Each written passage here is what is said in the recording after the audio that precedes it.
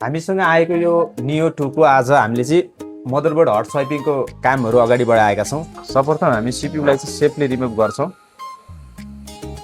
यो mini series र new सिरिजहरूको complete बोर्डमा चाहिँ सिपियूलाई एकदम बलियो बनाउनको लागि चाहिँ कम्पनीले ग्लु मार्क्सिङ गरेको छ।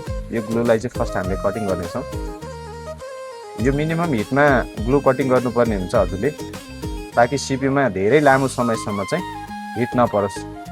तपाईँले चाहिँ सिपियूमा जुन लागेको ग्लुहरू कटिङ गर्दाखेरि सिपियू क्लिन गर्दाखेरि चाहिँ एकदमै ध्यानपूर्वक तपाईँले क्लिन गर्नुपर्नेछ, किनभने यसमा चाहिँ सिपियू चाहिँ ग्लासबाट बनेको हुन्छ। त्यसले गर्दाखेरि सिपियू ड्यामेज हुने चान्स एकदमै म्याक्सिमम हुन्छ। त्यसैले एकदम निट एन्ड क्लिन जति काम गर्नुभयो सक्सेस रेट त्यति नै ज्यादा छ हजुर है।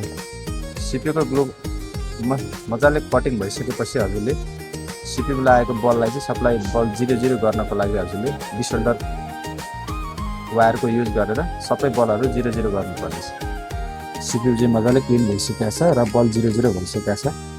सिपियूमा अहिलेसम्म कुनै पनि क्रैकको सिम्बल तपाईँले देख्न सक्नुहुन्छ। हाम्रो सिपियू सुरक्षित छ।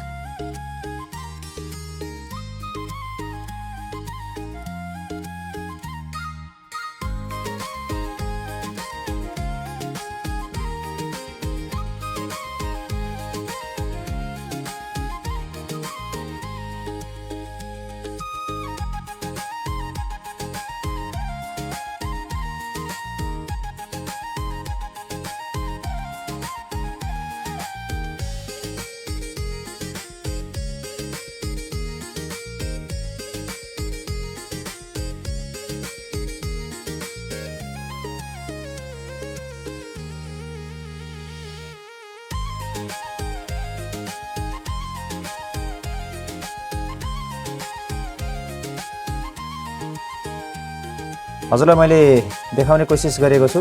नियो 2 को यो कम्प्लिट हामीले हट स्वाइपिङ गरेर बोर्ड रेडी गरेका छौँ। यो चाहिँ फुल्ली वाटर ड्यामेज केसमा आएको र डेड भएको नियो 2 हो।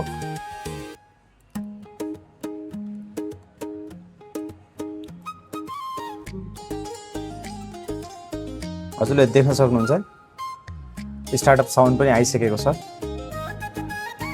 गिम्बरहरूले पनि मजाले वर्क गरेको छ। यो रिपेयर पश्चात हामीले फ्लाइट टेस्ट गरिरहेको छौँ। यो नियो 2 लाई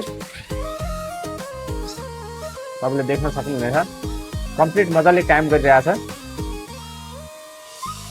हामी सरलाई मैले यता देखाउने कोसिस गरेँ। भिजन सेन्सरहरूले पनि सम्पूर्ण काम गरिरहेछ भने गिम्बलको मुभमेन्ट पनि हजुरले देख्न सक्नुहुन्छ।